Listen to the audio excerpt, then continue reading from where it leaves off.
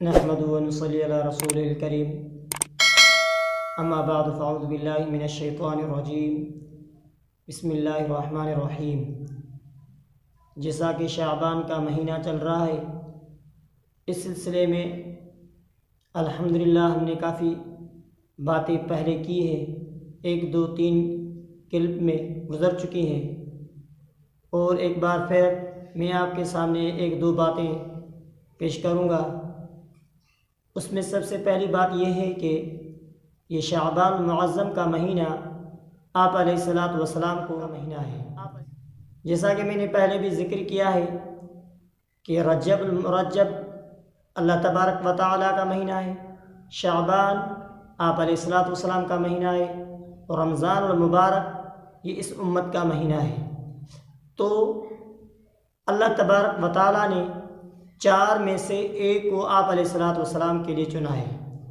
4 میں سے کون سے 4؟ ایک رجب، دوسرا شعبان، تیسرا رمضان، چوتھا محرم الحرام۔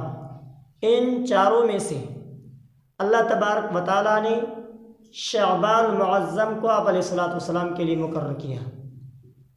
اسی طرح 4 میں سے ہر کسی ایک کو برتری حاصل ہے۔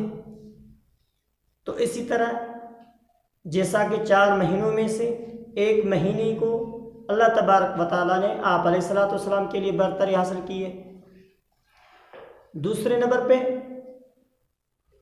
رسولوں میں بھی 4 ہیں، حضرت ابراہیم علیہ الصلاۃ والسلام، حضرت موسیٰ علیہ الصلاۃ والسلام، حضرت عیسیٰ علیہ الصلاۃ والسلام، چوتھا آپ علیہ الصلاۃ والسلام۔ ان 4 میں بھی آپ علیہ الصلاۃ والسلام سب سے افضل ہیں۔ اسی طرح فرشتوں میں بھی 4 ہیں، حضرت جبرائیل علیہ الصلاۃ والسلام، حضرت میکائیل علیہ الصلاۃ والسلام، حضرت اسرافیل علیہ الصلاۃ والسلام، حضرت عزرائیل علیہ الصلاۃ والسلام۔ یہ 4، ان 4 میں بھی حضرت جبرائیل علیہ الصلاۃ والسلام کو اللہ تبارک و تعالیٰ نے چنا ہے۔ اسی طرح صحابہ میں سے حضرت ابو بکر صدیق، دوسرے نمبر پہ حضرت عمر فاروق رضی اللہ تعالیٰ عنہ، تیسرے نمبر پہ حضرت عثمان غنی رضی اللہ تعالیٰ عنہ، چوتھے نمبر پہ حضرت علی رضی اللہ تعالیٰ عنہ۔ ان 4 میں اللہ تبارک و تعالیٰ نے حضرت ابو بکر صدیق کو چنا ہے۔ تو یہ 4 کا جو عدد ہے، اس 4 میں سے اللہ تبارک و تعالیٰ نے ہر 4 میں سے ایک کو اللہ تبارک و تعالیٰ نے برتری حاصل کی ہے۔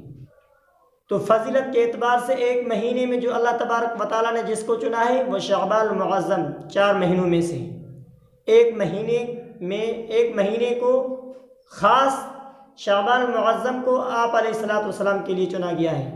اسی طرح یہ شعبان المعظم عام مہینہ نہیں ہے، اس مہینے میں اور بھی کافی سارے فضائل اور مسائل ہیں، لیکن ایک بڑی فضیلت یہ ہے کہ اس مہینے میں آپ علیہ الصلاۃ والسلام پر جو آیت اتری ہے، جو آیت نازل ہوئی، کون سی ہے؟ آیت درود۔ وہ آیت درود کون سی ہے؟ ان اللہ و ملائکتہ یصلون علی النبی۔ یہ آیات یا ایھا الذین آمنوا صلوا علیہ وسلموا تسلیما، یہ آیت اس مہینے میں آپ علیہ الصلاۃ والسلام پر اتری۔ تو اس سلسلے میں اس مہینے میں آپ علیہ الصلاۃ والسلام کے لیے درود، سب سے زیادہ درود ہدیہ کیا جائے، یہ فضیلت آپ علیہ الصلاۃ والسلام کے لیے ہے۔ تو اس مہینے میں جو مہینہ آپ علیہ الصلاۃ والسلام کو دیا گیا، اسی مہینے میں درود کی فضیلت بھی، اسی مہینے میں درود والی آیت بھی اسی مہینے میں اتری۔ تو اس حساب سے آپ علیہ الصلاۃ والسلام کی فضیلت اس مہینے میں کتنی فضیلت ہے۔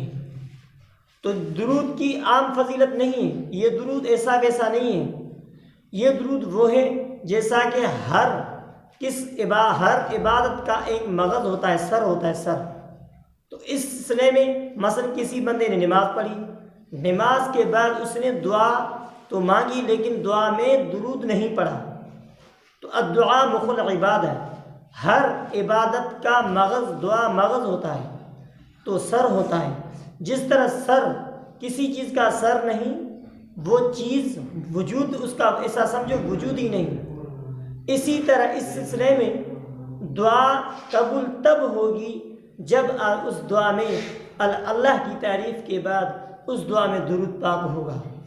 اگر بغیر درود کے جو دعا ہوگی وہ اوپر جا کے پھر واپس لوٹ کے آئے گی، وہ دعا قبول نہیں ہوتی۔ تو اس سلسلے میں اس مہینے میں تو کیا ہمیشہ کے لیے جو شخص روزانہ کی طرح 100 مرتبہ درود پاک آپ علیہ الصلوۃ والسلام پر پڑھ کر ہدیہ کرے گا، وہ اس درود کے فضیلت سے آپ علیہ الصلوۃ والسلام قیامت روز محشر میں اس شخص کے لیے سفارشی بنے گا۔ تو یہ فضائل ہیں، کافی سارے فضائل اور مسائل اس مہینے کے سلسلے میں۔ دعا اللہ تبارک و تعالیٰ سے ہم نے جو کہا قبول و مقبول فرمائے۔ وآخر دعوانا الحمدللہ رب العالمین۔